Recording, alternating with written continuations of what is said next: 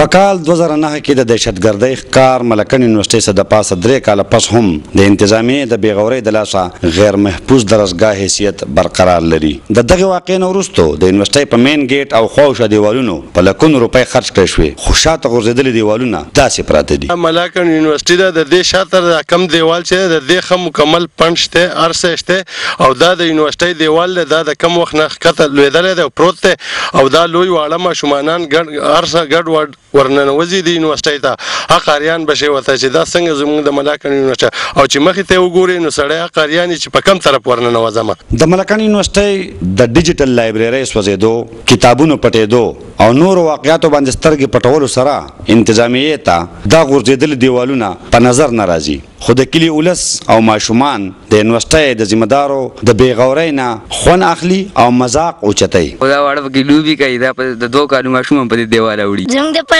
دیوال مات کړی چې موږ په دې کې لوبې کوو.